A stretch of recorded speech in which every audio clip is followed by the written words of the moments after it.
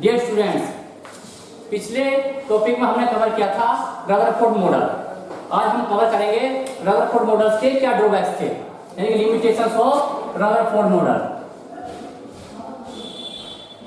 Limitations of Rutherford model.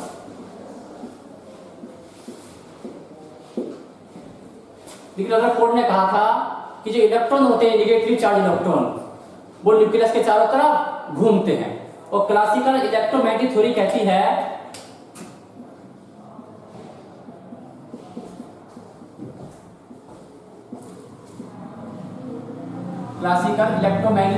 है अगर कोई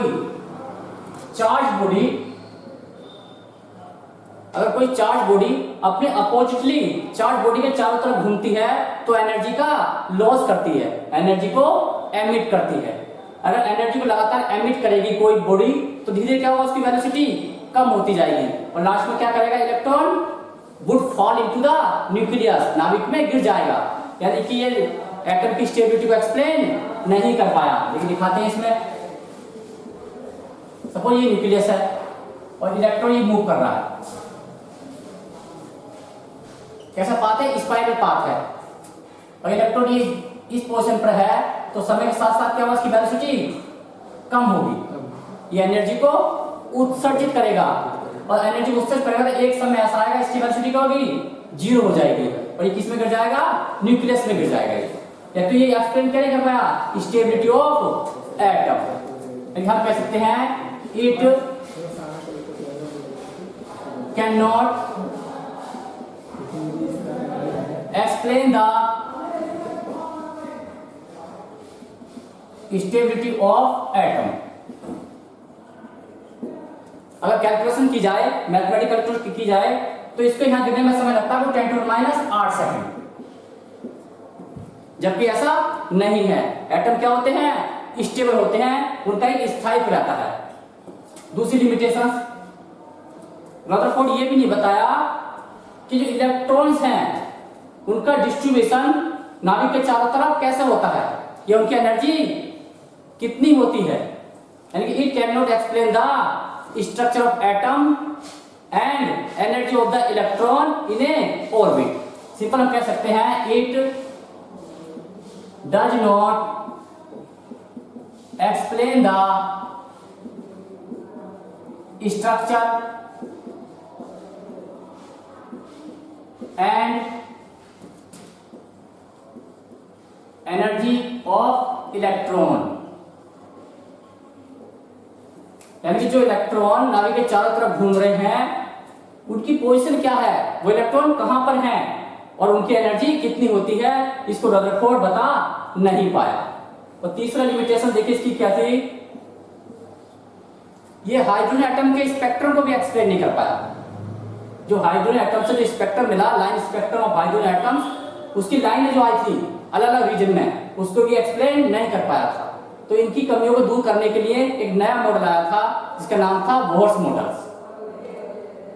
देखेंगे इसके बाद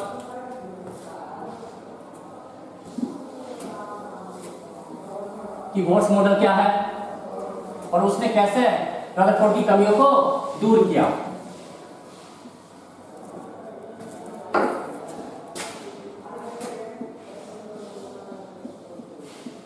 Bohr's model of the atom.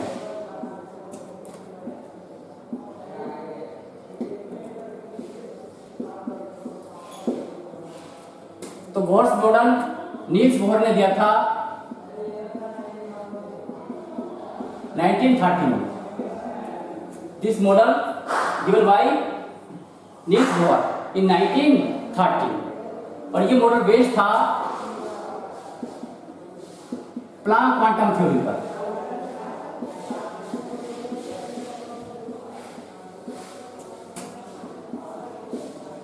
Planck quantum theory पर और इसने इजली से एक्सप्लेन कर दिया था emission, line spectrum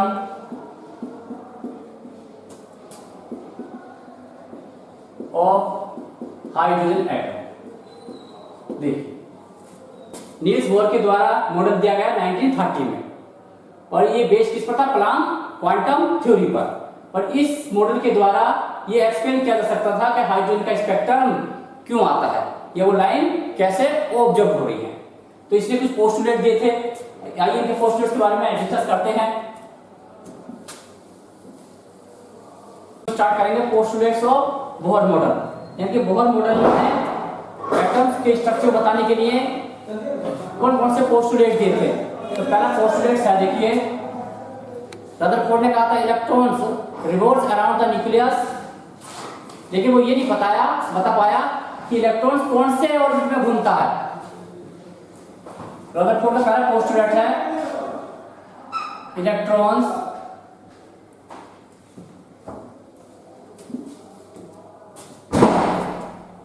the electrons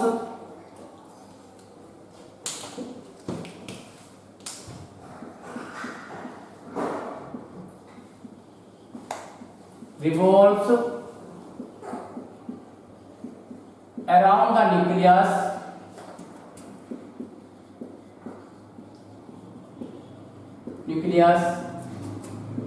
in a specific permitted circular orbit and in no others। Board ने क्या बताया था? इलेक्ट्रॉन कुछ स्पेसिफिक ही सर्कुलर ऑर्बिट में घूमते हैं, और दिखाते हैं। तो देखिए 1 2 3 4 5 बहुत सा क्या कहा था? स्पेसिफिक सर्कुलर ऑर्बिट में इलेक्ट्रॉन मूव करते हैं। तो मान लेते हैं ये क्या है? ये फर्स्ट ऑर्बिट, ये 2 3 4 5। तो बोर्ड ने कहा ये किसका क्लोज है? न्यूक्लियस के। अगर इसको डेफिनेट करते हैं n से, तो n इक्वल 1 तो पहला ऑर्बिट, n इक्वल 2 तो सेकंड ऑर्बिट, और n equal 3 third orbit, n equal 4, n equal 5। देखिए ये ऑर्बिट बढ़ रहे हैं। तो n इक्वल 1 है, इसको बोलते हैं k सेल, और n इक्वल 2 l, और n इक्वल 3 m, और n बड़ा 4 n, और ये o। यानी कि बोर्ड से नाम दिया है जो न्यूक्लियस के पास जो पहला ऑर्बिट है, यानी n इक्वल 1, इसको बोला k सेल। ये क्या है? k cell. और n बराबर 2 तो l, n बराबर 3 m, n बराबर 4 n, और n बराबर 5 o। यानी कि इलेक्ट्रॉन्स इन्हीं स्पेसिफिक ऑर्बिट में घूमते हैं। देखिए रदरफोर्ड ने क्या बताया था? देखिए रदरफोर्ड की बात करते हैं।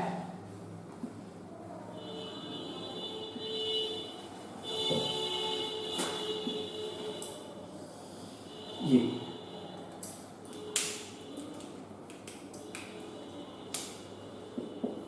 अभी न्यूक्लियस है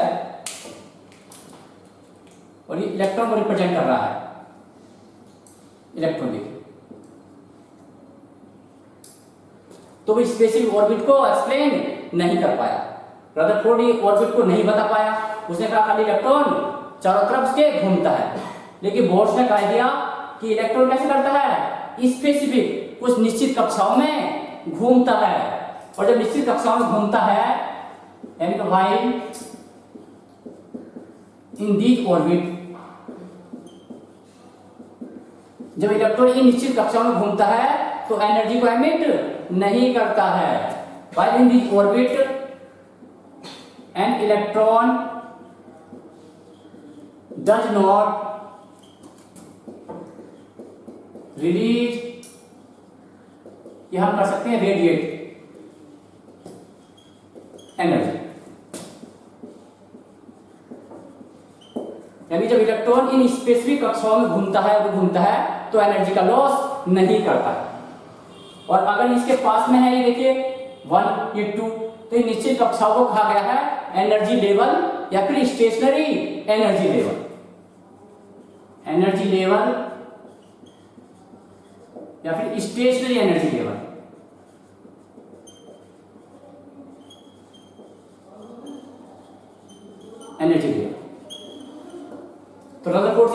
दूर किया इसने, जो रदरफोर्ड ने कहा कि चारों तरफ घूमता है, लेकिन वो ये नहीं बता पाया कहाँ घूमता है, लेकिन बोर्ड ने बता दिया कि निश्चित कक्षाओं में घूमता है। और जब इलेक्ट्रॉन निश्चित कक्षाओं में घूमता है तो एनर्जी का उत्सर्जन नहीं करता है। जब एनर्जी का उत्सर्जन नहीं करेगा तो इलेक्ट्रॉन की पोजीशन क्या रहेगी न्यूक्लियस से, एक कांस्टेंट डिस्टेंस पर रहेगी। थर्ड मॉडल की थर्ड पोस्टुलेट बताते हैं।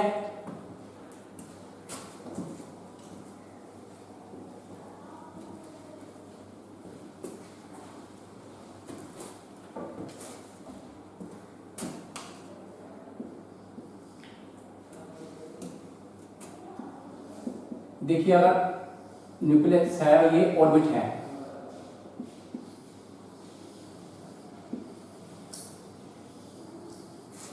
यानी कोई इलेक्ट्रॉन अपने ऑर्बिट से दूर तभी जा सकता है जब एनर्जी को क्या करे, एब्जॉर्ब करे, या फिर एनर्जी क्या करे, रिलीज करे in the form of quanta.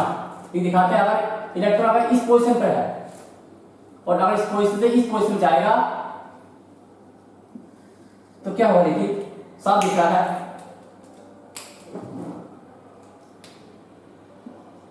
क्या हो रहा है, एनर्जी का एमिशन, यानी क्वांटम क्या हो रहा है, रिलीज, और एनर्जी डिक्रीज। अगर हाई ऑर्बिट से लो ऑर्बिट में जाएगा तो एनर्जी को क्या करेगा, रिलीज करेगा, किस फॉर्म में, क्वांटम फॉर्म में। यानी कि इलेक्ट्रॉन तभी अपने ऑर्बिट को चेंज कर सकता है जब एनर्जी को एब्जॉर्ब करे या फिर एनर्जी को रिलीज करे, किस फॉर्म में, क्वांटम के फॉर्म में। अगर इस ऑर्बिट में है, कि हाई ऑर्बिट है 1 2 3, अगर 3 ऑर्बिट से 2 में जाता है तो एनर्जी क्या करेगा, डिक्रीज करेगा, एनर्जी कम होगी। और जस्ट इसका अपोजिट करते हैं, अगर 3 से 4 में जाता है तो क्या होगा, एनर्जी को एब्जॉर्ब करेगा, यानी क्वांटम क्या होंगे, एब्जॉर्ब होंगे।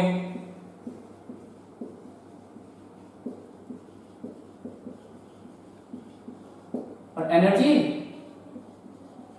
इंक्रीज। यानी कि जो थर्ड पोस्टुलेट था उसके अकॉर्डिंग कोई इलेक्ट्रॉन अपने ऑर्बिट से चेंज हो सकता है, वो डिपेंड करता है कि हाई लेवल में जा रहा है या फिर लो लेवल में। अगर हाई लेवल से लो लेवल में जाएगा तो एनर्जी को रिलीज करेगा, और अगर लो से हाई में जाएगा तो एनर्जी को एब्जॉर्ब करेगा। तो इलेक्ट्रॉन का जंप करना तभी पॉसिबल है जब एनर्जी को एब्जॉर्ब या डिक्रीज करे, यानी एनर्जी को या तो लेगा या फिर एनर्जी को उत्सर्जित करेगा।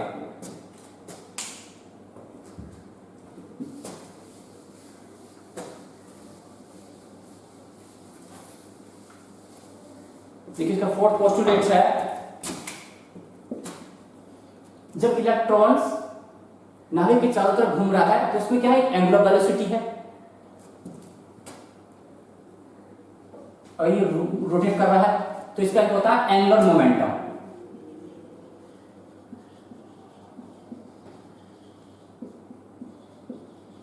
इसकी वैल्यू किसकी इक्वल होती है, NH/2π।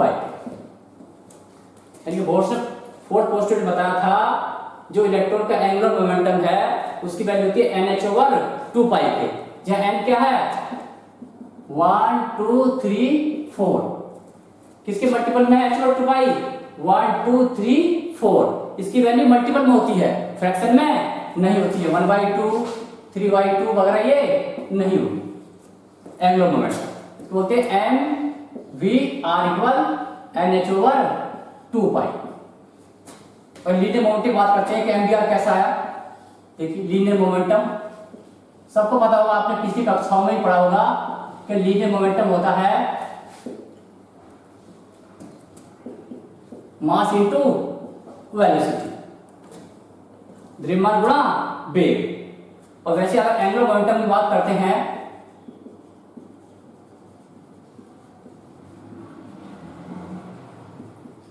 तो उसकी वैल्यू होगी I इंटू ओमेगा। आई मतलब मोमेंट ऑफ इनर्शिया, इसकी वैल्यू होती है mr², और ओमेगा क्या है, v/r। जब v क्या, लीनियर वेलोसिटी, तो r से r कैंसिल इक्वल mvr, जो क्या है, एंगुलर मोमेंटम। अगर फर्स्ट ऑर्बिट की बात करते हैं तो MVR हो जाएगा MVR1 इक्वल H/2 अगर पहले में है तो n की वैल्यू 1 और दूसरे में है तो MVR2 इक्वल 2H/2 और तीसरे में तो MVR3 इक्वल 3H/2 तो ये n की वैल्यू क्या जा रही है 1 2 3 एंड सो ऑन। जो ये n की वैल्यू है इसमें ये कहलाती है प्रिंसिपल क्वांटम नंबर।